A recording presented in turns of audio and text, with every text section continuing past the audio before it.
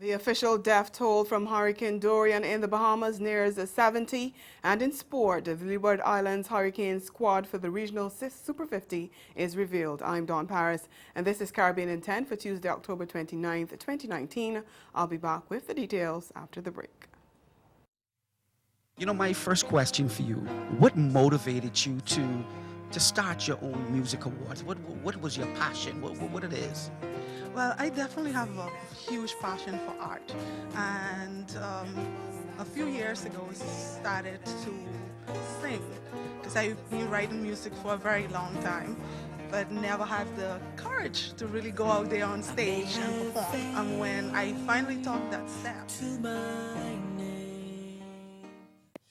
Gun violence, especially mass shootings, are an ongoing threat in our society. What have we learned from these events which can help us prevent further crises of this nature? Well, sadly, each one of these events is a major learning opportunity. And what we've learned is we need to look way beyond the traditional warning signs. We've actually begun to identify warning behaviors that tell us when someone's on the pathway to a mass shooting event.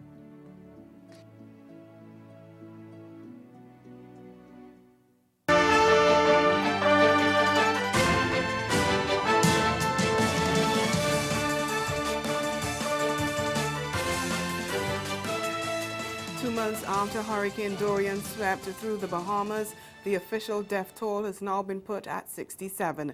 National Emergency Management Agency Director Captain Stephen Russell made the disclosure at a press conference yesterday evening, as he pointed out that as the debris clearance operations continue, there may be somebody still among the rubble in Abaco and Grand Bahama, which were hardest hit by Category 5 Hurricane Dorian when it plowed through the archipelago at the beginning of September, causing millions of dollars in damage.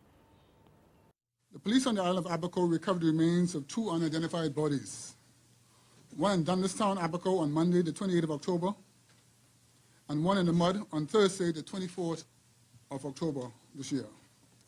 This brings the total number of deceased persons recovered since the passing of Hurricane Dorian to 67. Captain Russell also revealed tonight that the hurricane's missing persons list has now been decommissioned. The missing persons desk has been deactivated. All inquiries should be made at the Criminal Detective Unit in New Providence and in Grand Bahama, and at the Abaco Police Station located in the government complex in Marsh Harbor, Abaco. And while there remain 777 evacuees still living in shelters in New Providence, Reconstruction Committee member John Michael Clark also revealing that the Marsh Harbor International Airport can see its first international flight since the storm as early as next week. That report from Matthew Moxie of Eyewitness News Bahamas. Political leader of the Progressive Democratic Patriots, Watson Duke, is making another call for Tobago to be granted greater autonomy. And he says if his party wins the Tobago West and East seats in the 2020 elections, the island will realize self-governance within 6 months. The PDP leader, who formally launched his election campaign on Sunday, was announced as the party's candidate for the Tobago East seat. We get more in this TTT News report. The Progressive Democratic Patriots PDP are ready to rumble. The party addressed its supporters from a boxing ring at the Magdalena Grand Hotel and Beach Resort on Sunday, a sign that they are ready to fight for the Tobago East and West seats in the general election and the 12 seats in the Tobago House of Assembly elections in 2021. Political leader of the PDP, Watson Duke, said his main goal for Tobago is self-governance. Next year will be 40 years since we are crying out for this self-government, self-government, self-government. So what self-government means? It means that we would have the right to determine for ourselves the things that matters to us. But I've spoken to all of them, and they're not willing to give it. None of them.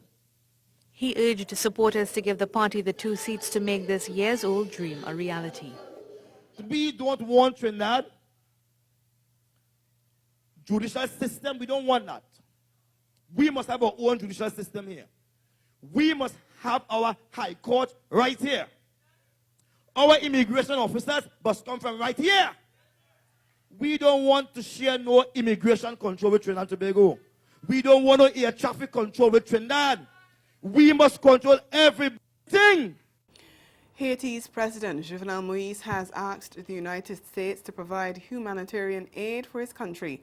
Appearing on a radio and television program yesterday, Moïse, who's been under pressure from opposition parties to step down amid corruption allegations, gave no details of the aid request made to Washington.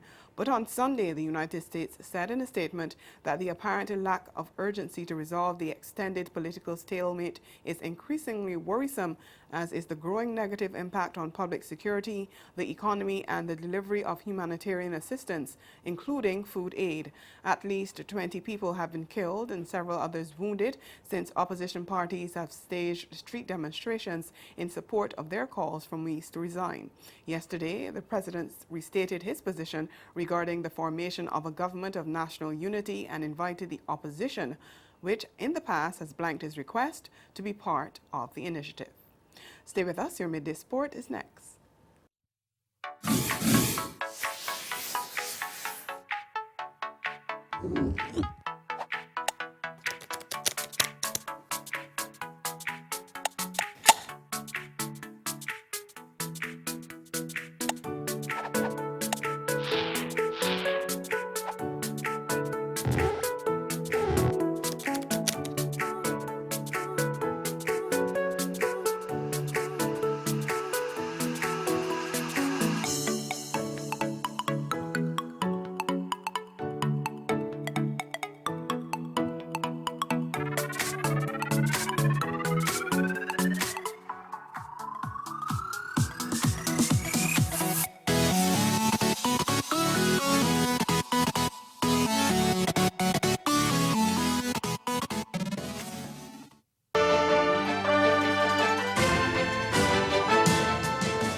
Take a look at sports now. Discarded West Indies opener Kieran Powell and the region's latest test recruit Rakeem Cornwall will headline Leeward Islands Hurricanes' 14-man squad for the regional Super 50, which starts next week.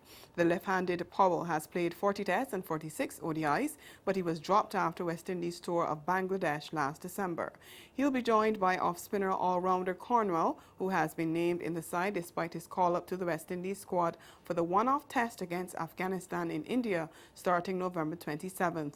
Cornwall topped the batting averages and the bowling aggregates in the last Super 50, and he will be available for several matches before heading off on senior team duty. Hurricanes will contest Group A at home at Warner Park and Connery Sports Complex, alongside combined campuses and colleges Marooners, Jamaica Scorpions, Barbados Pride, and Canada.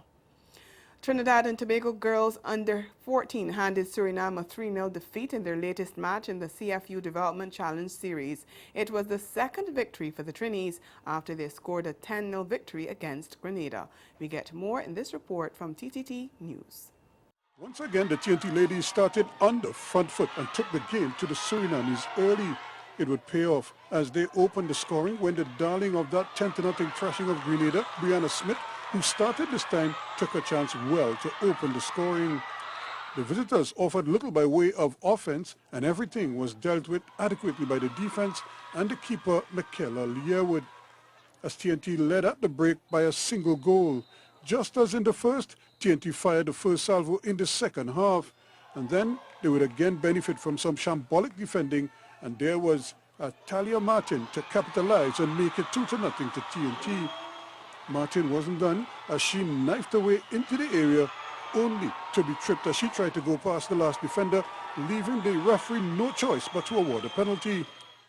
Jamie Waldron stepped up and made no mistake as TNT led 3-0. Caribbean in 10, join us at 6:30 this evening for Caribbean Newsline. Good afternoon.